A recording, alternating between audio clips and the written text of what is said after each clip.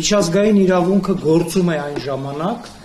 երբ որ կա միջազգային հարաբերություններում որևէ հաստատուն կարգ։ Հաստատուն կարգը որպես կանոն պատմությունը ցույց է տալիս, հաստատվում է այն ժամանակ, երբ որ ստեղծվում է ուժերի որոշակի հավասարակշռություն միջազգային հարաբերություններում դոմինանտ պետությունների միջև։ Եվ այն կոնվենցիան, որը մենք այսօր քննարկում ենք, ցեղասպանության կանխարգելման վերաբերյալ եւ պատժելու վերաբերյալ կոնվենցիան, ստեղծվել է մի այնպիսի իրավիճակում, երբ որ այդ հավասարակշռությունը առկա էր։ Եթե մենք վերցնում ենք այսօրվա իրավիճակը, մենք տեսնում ենք, որ միջազգային հարաբերությունները հեղեղուկ իրավիճակում են, դրա հետևանքով միջազգային իրավունքը գրեթե դադարել է գործելուց, երբ որ ես ասում եմ միջազգային իրավունք, նկատի ունեմ այն իրավունքը, որը առաջին հերթին վերաբերում է մեծ տերությունների միջև հարաբերությունների կարգավորմանը, այլ ոչ թե ընդհանրապես միջազգային իրավունքին, միջազգային իրավունքը բազմաթիվ ոլորտներում գործում է, բայց այն մասը, որը որ քաղաքական ճակերտների մեջ վերցրած մասն է միջազգային հարաբերությունների, այդտեղ միջազգային իրավունքը մենք տեսնում ենք, որ դարձել է ընդամենը փաստարկման միջոց այս կամ այն պետության համար։ Այս կամ այն պետությունը իր ուզած ձևով է մեկնաբանում միջազգային իրավունքի այս կամ այն դրույթը, եւ քանի որ միջազգային հարաբերություններում եւ միջազգային իրավունքում չկա մեկ միասնական, այսպես ասենք, policeman, որը վերջնական կարողանում է պարտադրել վեճի կողմերին ձեռնարկել այս կամ այն քայլը, որը կորոշի, ասենք, միջազգային դատարանը, այսօր միջազգային իրավունքը այդ մասով ցավոք սրտի չի գործում։ Մեր աչքի առջև տեղի ունենում ցեղասպանություն Գազայում, բայց մեծ տերությունները բաց աչքերով, երբեմն վրդովմունքով, բայց առանց որևէ գործողություն ձեռնարկելու հետևում են այդ իրադարձություններին։ Բնականաբար Գազայի ցեղասպանության վրա տարածվում է ցեղասպանության հանցագործությունը կանխարգելու եւ պատժելու մասին կոնվենցիան, բայց որևէ քայլ չի ձեռնարկվում։ Չի ձեռնարկվում, որովհետեւ այսօրվա միջազգային հարաբերությունները քաղաքական մասով, իմ նշածի մասով, այլևս ցավոք սրտի չեն հենվում միջազգային իրավունքի վրա։ Հիմա երբ որ ես սա ասում եմ, բնականաբար հարց է առաջանում, թե այդ դեպքում ինչի ենք մենք ընդհանրապես միջազգային իրավունքի մասին խոսում, եթե միջազգային իրավունքը չի գործում։ Բայց ես ասացի, որ միջազգային իրավունքը այսօր չի գործում այդ մասով։ Դրանից չի հետևում, որ միջազգային իրավունքը ընդհանրապես չի գործելու։ Եվ կարող են ստեղծվել բարենպաստ պայմաններ, որպեսզի այդ իրավունքը իսկապես գործի, ներառյալ ցեղասպանության վերաբերյալ կոնվենցիան։ Երբ որ կոնվենցիան ընդունվեց, ես արդեն նշեցի, կար որոշակի ուժերի հարաբերակցություն, որը կարելի էր անվանել հավասարակշռություն, եւ այդ ժամանակ մեծ հաղթանակող տերությունները երկրորդ աշխարհամարտի առանց լուրջ տարաձայնությունների համաձայնության էին եկել այս կոնվենցիայի վերաբերյալ։ Իհարկե սովետական միությունը որոշակի վերապահումներ ուներ այս կոնվենցիայի հետ կապված նրա հետ, որ ըստ կոնվենցիայի 8-րդ եւ 9-րդ հոդվածների կոնվենցիայի մեկնաբանման, կիրառման հետ կապված խնդիրները հանդիսանում են ՄԱԿ-ի արդարադատության միջազգային դատարանի ուրեմն իրավասությունը եւ այդ ժամանակ սովետական միությունը պարզապես ստորագրելու ժամանակ վերապահում արեց, որ կոնվենցիան կգործի իր համար միայն այն ժամանակ, երբ առաջանա վեճ իր եւ մեկ այլ պետության միջև եւ երկու պետություններն էլ համաձայն լինեն, որպիսի այդ վեճը քննի ՄԱԿ-ի արդարադատության միջազգային դատարանը։ Այդուհանդերձ կոնվենցիայի հետ կապված կան բազմաթիվ խնդիրներ, որոնք այսօր ես, երբ որ առիթը լինի, ցանկանայի ներկայացնել ձեր ուշադրությանը եւ հատկապես անդրադառնալ են հարցին, թե ինչու այդ կոնվենցիան հատկապես հայ ժողովրդին է վերաբերում, չնայած մենք ըստ իս չենք կարող այս կոնվենցիան հետադարձ ուժով ուղղակիորեն կիրառել 1915 թվականի վրա, չնայած կան իմ կարծիքին հակասող այլ կարծիքներ ևս, բայց այդուհանդերձ այդ կոնվենցիան ստեղծվել է հենց այն պատճառով, որ եղել է այդ ցեղասպանությունը, 15 թվականի ցեղասպանությունը, եւ կարծում եմ բոլորիս հայտնի է, եւ ես եթե հնարավորություն ունի կանրադառնամ որոշ մանրամասների, որ կոնվենցիայի հիմնական մշակողը Ռաֆայել Լեմկինը հենց որպես նախատիպ է օգտագործել ցեղասպանություն տերմինը առաջարկելիս հայոց ցեղասպանությունը եւ նաեւ հոլոկաուստը։ Ես կարող եմ շարունակել։ Այդ դեպքում ես անդրադառնամ հենց 15 թվականի իրադարձություններին։ Առաջին փաստարկը, որ ցեղասպանության կոնվենցիան իր գաղափարախոսական ակունքներով առաջին հերթին 15 թվականի ցեղասպանության ուրեմն արդյունքն է, դա այն է, որ 1915 թվականի մայիսի 24-ին Անտանտի պետությունները, այսինքն Մեծ Բրիտանիան, Ֆրանսիան եւ ռուսական կայսրությունը հստակ հայտարարություն են արել հայոց ցեղասպանության հետ կապված, իհարկե ցեղասպանություն բառը չօգտագործելով, որտեղ այդ 15 թվականի գարնանը սկսած ջարդերը իրենք որակել են որպես մարդկության դեմ կատարված հանցագործություններ։ Նախաձեռնողը եղել է ռուսական կայսրությունը, Ռուսաստանը, այն ժամանակվա արտգործնախարար Սազոնովը հեռագիր է ուղարկել ուրեմն Լոնդոնում եւ Փարիզում իրենց դեսպաններին եւ ասել է հետեւյալը, գրել է հետեւյալը. ստացվել են նոր տեղեկություններ ասիական Թուրքիայում տիրող անիշխանության եւ թուրքերի ու քրդերի կողմից հայերի կոտորածների մասին։ Բարեհաճեք առաջարկել ֆրանսիական անգլիական կառավարությանը մեզ եւ Անգլիայի եւ Ֆրանսիայի հետ համատեղ դիմում հրապարակել ուղղված Օսմանյան կառավարությանը, որի մեջ անձնական պատասխանատվությունը, սա շեշտում եմ, հայերի կոտորածի համար կդրվի Թուրքիայի մինիստրների խորհրդի բոլոր անդամների, այսինքն թուրքական կառավարության, ինչպես նաեւ այդ իրադարձություններին առնչվող քաղաքացիական ու զինվորական պաշտոնատար բոլոր անձանց վրա։ Սազոնովը այդ հեռագիրն ուղարկել է դեռևս 15 թվականի ապրիլի 15-ին, այսինքն դեռևս մինչև ապրիլի 24-ին մեր մտավորականության ձերբակալումն ու հետապնդումը Կոստանդնուպոլսում եւ Օսմանյան Թուրքիայի այլ տարածքներում։ Համաձայնեցվել է բնականաբար այդ տեքստը եւ մայիսի 24-ին ընդունվել է մի համատեղ ուրեմն հայտարարություն բոլոր 3 մայրաքաղաքներում առանձին, որտեղ մատնանշելով այն վայրերը, որտեղ տեղի ընթանում էին հայերի նկատմամբ կոտորածները, Անտանտի 3 պետությունները հայտարարել են հետևյալը. ելնելով Թուրքիայի կողմից մարդկության եւ քաղաքակրթության դեմ կատարված նոր հանցագործություններից Ռուսաստանի, Ֆրանսիայի եւ Անգլիայի դաշնային կառավարությունները սրանով հրապարակայնորեն հայտարարում են Թուրքիայի կառավարությանը, որ իրենք, այսինքն 3 պետությունները, այս հանցագործությունների անձնական պատասխանատվությունը դնում են թուրքական կառավարության բոլոր անդամների,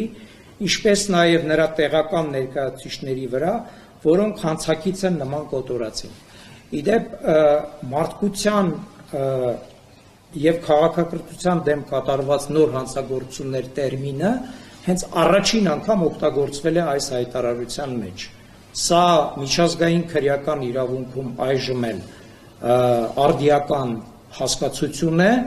որով պատժվում են բոլոր այն հանցագործությունները, որոնք չեն հանդիսանում մի կողմից ուրեմն ցեղասպանություն, մյուս կողմից չեն հանդիսանում ուրեմն պատերազմական հանցագործություններ։ Այսինքն այս հանցագործությունները ուղղված են այն էթնիկական, կրոնական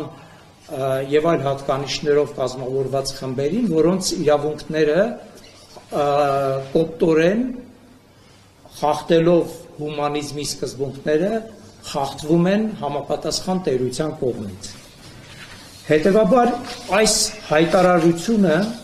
շատ կարևոր նշանակություն է ունեցել հետագա ցեղասպանության կոնվենցիայի մշակման համար եւ ինչպես արդեն նշեցի,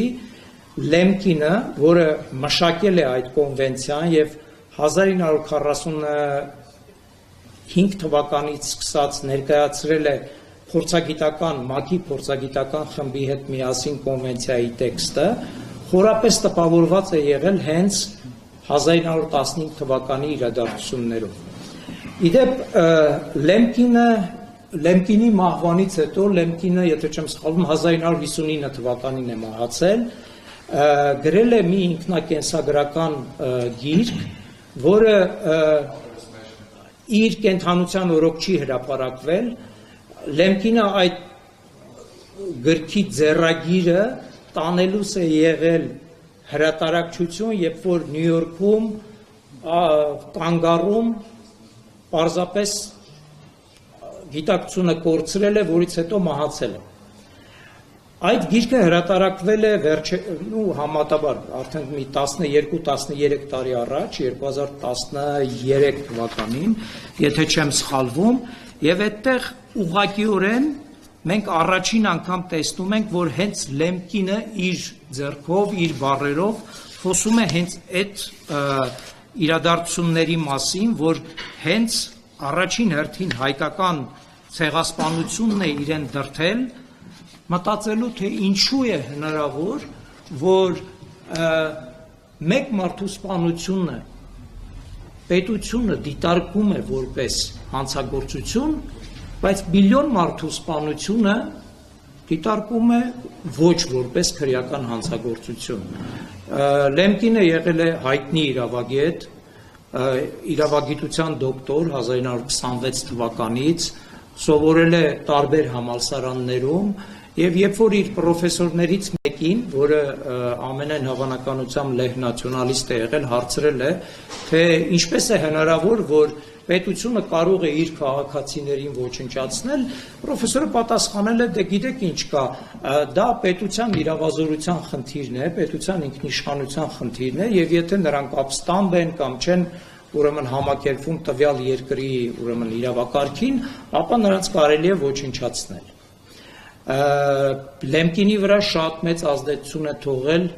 1921 թվականին Թելերյանի կողմից Թալյաթի սպանությունը։ Մինչ այդ Լեմկինը գրում է, որ ինքը ապշած էր, որ 1919 թվականին Մալթայում գտնվող թուրքական պատասխանատուներին անտատը հենց այնպես բաց թողեց։ Զարմացած էր եւ դա հենց առիթ հանդիսացավ 15 թվականը, 15 թվականի իրադարձությունները, 21 թվականի Թեհլերյանի սպանությունը, դրանից հետո 26 թվականին Պետլյուրայի սպանությունը, որը պատասխանատու էր ուրեմն հրյաների սպանության համար Ուկրաինայում, որ ինքը զբաղվի այդ խնդիրներով։ Եվ պատեհառիթը իր համար ներկայացավ արդեն երկրորդ համաշխարհային պատերազմի ժամանակ, 1944 թվականին նա գիրք գրեց, որտեղ առաջին անգամ առաջարկեց ցեղասպանություն տերմինը, մտածելով, որ դա իսկապես սարսափազդու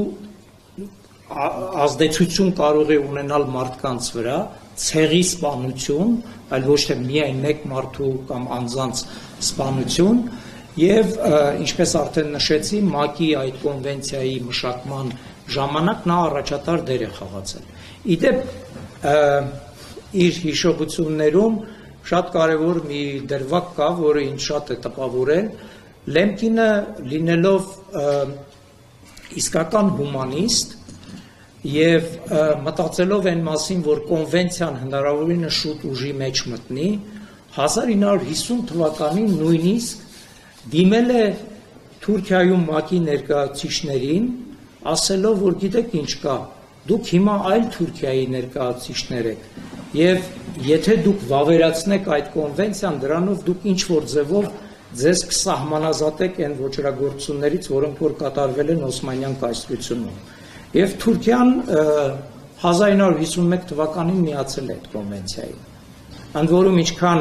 ես նայեցի առանց որևէ վերապահումների։ Եվ իր օրենսդրության մեջ էլ ցեղասպանությունը որպես հանցագործություն նախատեսել է։ Իհարկե մենք գիտենք Թուրքիայի ժողովրդական վերաբերմունքը հենց հայոց ցեղասպանության նկատմամբ, դրա վերաբերյալ այսօր բնականաբար խոսակցություն կլինի, բայց ուզում եմ ընդգծել, որ ցեղասպանության կոնվենցիան իր ակունքներով, իր գաղափարական հիմքերով առաջին հերթին իր աչքերի առջև նկատի է ունեցել հայոց ցեղասպանությունը։ Դրա համար էլ այդ ցեղասպանության կոնվենցիան մեր համար կարևոր է այն առումով, որ մենք դիվանագիտական քայլեր ենք ձեռնարկել, ինչպես պարոն Մամիջանյանը նշեց, անցյալում, ոչ թե ցավոք սրտի հիմա,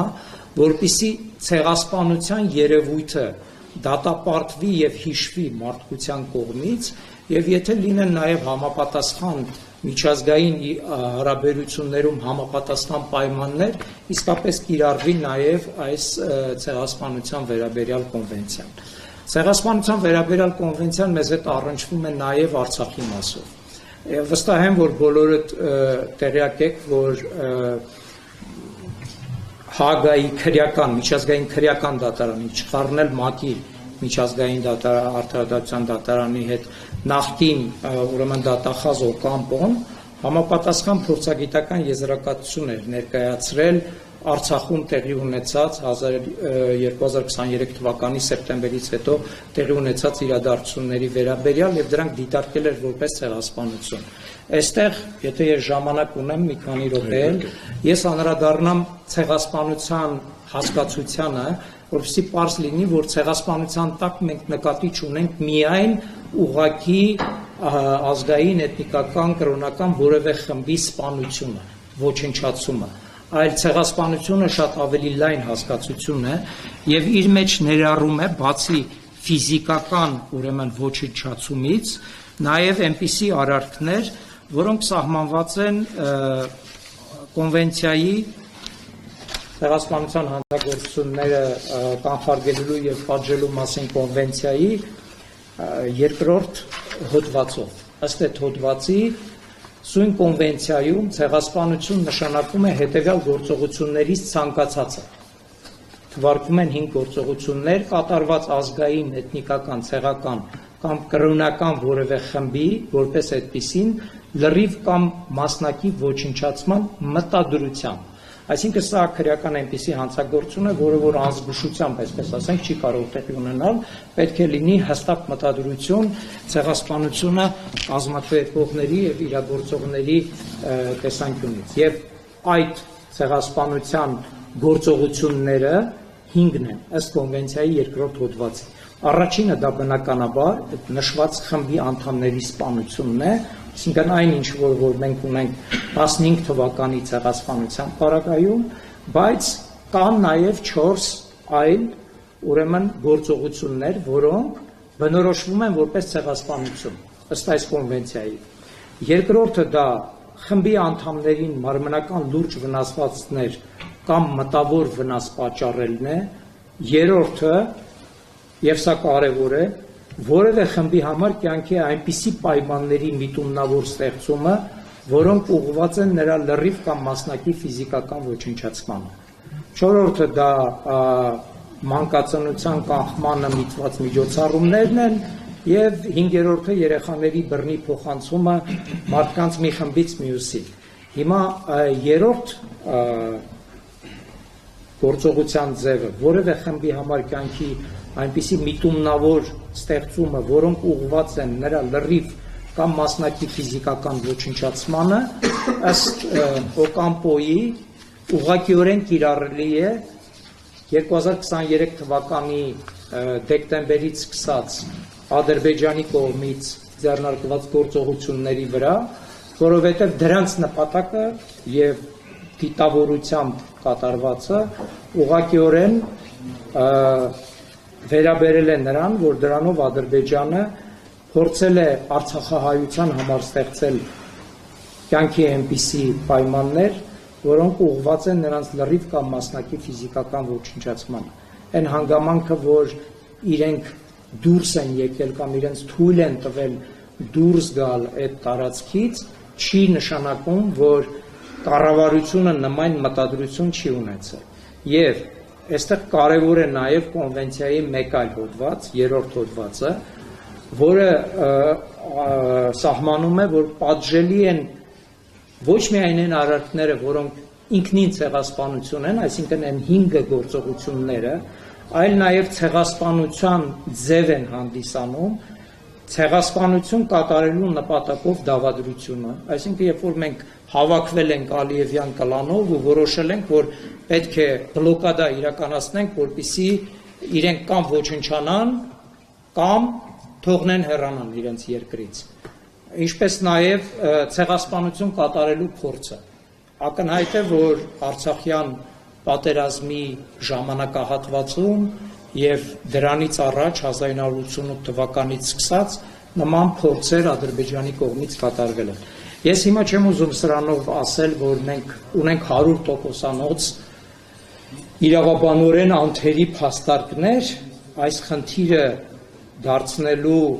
տարբեր միջազգային ատյանների, դատարանների քննության առարկա, բայց ուզում եմ սրանով ասել, որ ցեղասպանության կոնվենցիան արդիական է Հայաստանի համար, եթե իհարկե մենք ունենք կառավարություն, որը առաջնորդվում է Հայաստանի Հանրապետության ժողովրդի շահերով, եւ դա կարևոր կռվան է նաեւ նման կառավարության արկայության դեպքում մեր արտաքին քաղաքականության համար, որովհետև նման տիպի կոնվենցիաները, ինչքան էլ որ մենք ամենասկզբում ֆիքսեցինք, որ միջազգային իրավունքը հիմա չի գործում, այդուհանդերձ արտաքին քաղաքականության մեջ միջազգային անվիճելի փաստաթղթերին հղելը եւ դա որպես փաստարկ օգտագործելը կարևորագույն միջոց է, որ ինչ որ մի օր դու կարողանաս հասնել հաջողության նաև իրավական արձաններով։